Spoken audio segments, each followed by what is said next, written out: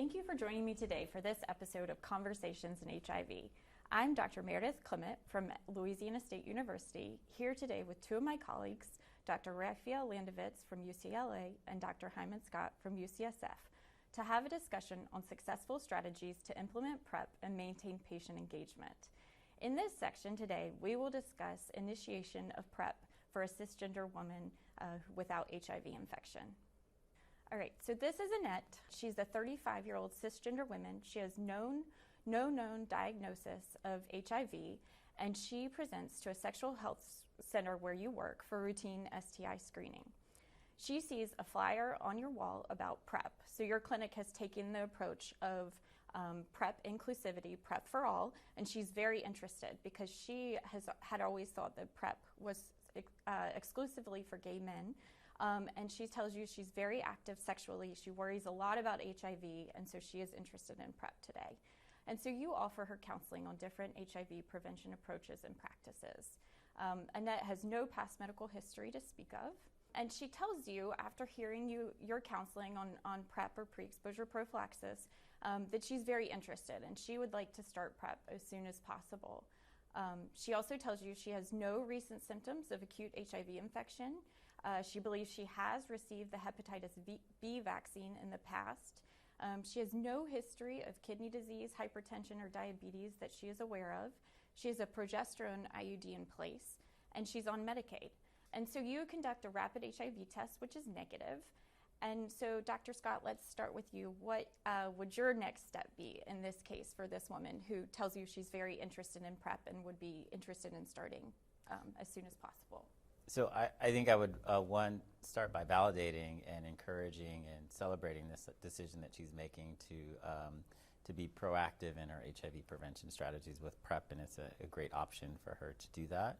And then I would focus on making it as easy as possible for her to initiate as quickly as possible. I would start with you've done a rapid test, so you know her current HIV status. There's always a concern if somebody has early HIV or acute HIV. She doesn't have any symptoms, but the symptoms can be often very nonspecific. Sure. And so I would try to order a lab-based fourth generation antibody antigen test, and then I would talk to her about options for PrEP. So because she's a cisgender woman who is presumably, we didn't discuss like if she's having vaginal and anal sex with her sexual partners, but if she is having vaginal sex, then that does restrict some of her options, and so would focus on FTDF and then potentially injectable cabotegravir as options for her. But I would also ensure that she has routine STI screening as well. But I would try to make sure that we remove all the barriers for her initiating therapy, hopefully that day, since you know her HIV status, and then talk to her about what her options she would prefer to start with. Sure, and you're exactly right. A thorough sexual history taking is very important, and we can assume that that was done in this case. Dr. Landovitz, do you have anything to add here? No, I really like Dr. Scott's approach of sort of finding out what's going to be the most easy for her to implement. I think, where I think you're thinking about with this particular patient is, what can I do in terms of a same-day PrEP initiation? And I think that's something that we all should be thinking about when somebody is interested in HIV prevention, because I think when people are in the moment in your office to have this conversation, you don't want to miss an opportunity to get them on a potent prevention strategy. The only thing I would add to what Dr. Scott said so eloquently is that she says she'd received the hepatitis B vaccine in the past. So while you're doing all of these other more urgent things, you'd want to confirm that she did actually get HBV surface antibody, and that therefore you can consider her immune. And there's probably a whole host of additional things you'll want to talk to her about in terms of health maintenance, but I really like the way Dr. Scott focused what he would start with. Yeah, thank you for that. And so I do want to spend just a moment talking about the new guidelines that were released by the CDC late last year for pre-exposure prophylaxis. And so the first thing that I really love about these guidelines is that there's a recommendation to discuss PrEP with all sexually active adults and adolescents. So like this cisgender woman who never thought PrEP was for her because of what she'd seen on the TV advertisements and what she'd heard from her friends, she didn't realize that she could take PrEP. And so I think these conversations are important so that we destigmatize PrEP, and it's an initial first step to doing that. The kind of converse of that is we talk to a number of gay men in our clinic who feel targeted. That you're just talking to me about PrEP because I'm gay. And so I think having these discussions with everyone is just a really important first step. We can be a little more intentional with who we offer it to, and so the CDC does offer guidelines for sexual indications. So it does say sex with men, women, or both here. That's a question that they suggest you ask. I will say in our clinic, we don't ask that question. I think it's a little outdated. I tend to say, what's the gender of your sexual partners, and initiate the sexual history that way. But so just to kind of cover these three specific boxes, so if there's a partner with HIV who has an unknown or detectable viral load, that would be a stronger indication to prescribe PrEP. We all know about U equals U, and so if the viral load is undetectable, that can be patient preference, I think, more generally. And then if the person is having one or more sex partners of unknown HIV status with inconsistent condom use, that would be another indication. And then finally, a bacterial STI in the past 6 months. Of course, if anyone requests PrEP but doesn't give you these specific risk factors, that's always an indication to give PrEP as well, because it's possible that they just don't want to divulge some information to you in clinic, and there are always kind of privacy concerns. So clearly, if someone asks for PrEP, we want to prescribe it. So talking a little bit about same-day PrEP considerations, but some things to keep in mind, because I think same-day PrEP can be very beneficial to certain populations who, like Dr. Landovitz said, you just don't want to miss an opportunity. But same-day PrEP is not ideal for patients who are ambivalent about starting PrEP. You do want to have confirmed means of contact for those folks. You do want to exclude any signs or symptoms or of acute HIV or any very recent exposures.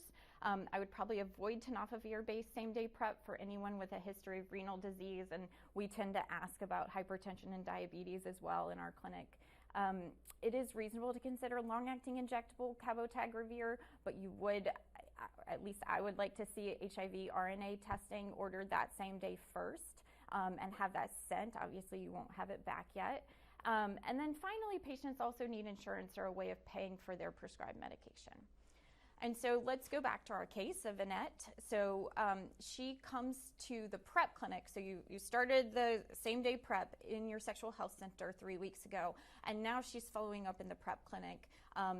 She tells you she is having a very hard time remembering to take her PrEP pills, and so she wants more information about long-acting injectable PrEP. And so you counsel her on the safety and efficacy. She thinks it's a better option. You repeat the laboratory tests, including HIV RNA testing now. And then she's on Medicaid. So it covered the repeat tests as well as the price of the long-acting injectable cabotegravir. We want to make sure that the patient is not on any contraindicated medications.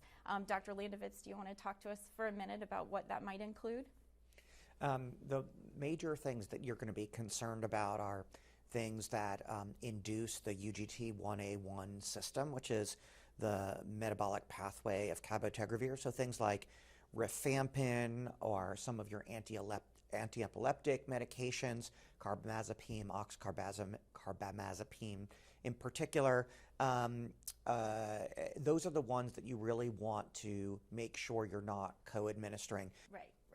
And then you might want to avoid blood thinners around the time of administration. Sure, anything for that you would be contraindicated intramuscular injection, you'd also want to be really careful about. Right. And so is there anything else you want to add too about the estimated time from initiation of injections to the time of protection? You know, Dr. Clement, that is, sort of one of the biggest data gaps in the current cabotegravir sort of lexicon, if you will. With TDF, FTC-based PrEP, we have a really sophisticated understanding of that timing from initiation of dosing to onset of protection, and we don't really have that yet with cabotegravir. With TDF, FTC for rectal protection, we think that, it can be as quickly as 24 hours after a first double dose of TDF FTC, and then probably somewhere on the order of 5 to 7 days for all other routes of exposure for TDF FTC. Interestingly, we really don't know the answer to that question for TAF FTC, but cabotegravir, this is probably the question I get asked the most. And we don't know the answer, but if you look at the pharmacokinetics and you do some extrapolation to the timing to maximum levels that in non-human primate models correlates with protection, we think that about half the people after their first injection will have to wait about 2 days to get maximum protection, and that about 95% of people will be fully protected by a week after their first injection. So that's the best guidance we can provide right now, but it's really important to be clear that we just don't know for sure. How about you, Dr. Scott? Anything you would like to add? Yeah, so I really think that this point about when somebody is protected has gotten a lot of attention as we've been thinking and trying to implement injectable cabotegravir. And as Dr. Landovitz mentioned, that's a data gap. But I think people are taking upon themselves to try to cover that gap with a variety of strategies, including giving people oral PrEP for a week or 2 weeks or a month. There's really sort of no data to guide that guidance. And what I remind them of is that we do have clinical trial data that shows that this strategy is effective, is highly effective strategy at preventing HIV infection, and that individuals got counseling around risk reduction. However, there was no recommendation to delay sex. There was no recommendation to cover with some other medication during that period, and we still saw a very robust protection against HIV. So I remind individuals that we do not have the PK data available, but we do have strong clinical data in 2 very large, well-done studies that show that this works very well, and that what our focus really should be on is how do we help people start and stay on, and not make it so complicated that it becomes, 1, difficult for us to do, 2, undermines people's trust in this as a strategy, because I think if we are saying that we're not sure how long or when you're going to be protected from this, this might undermine some of our efforts to roll this out as a prevention intervention. And we had lessons that we learned from oral PrEP implementation that I think we're now trying to correct. Some of the comments that you made about targeting and people not feeling targeted.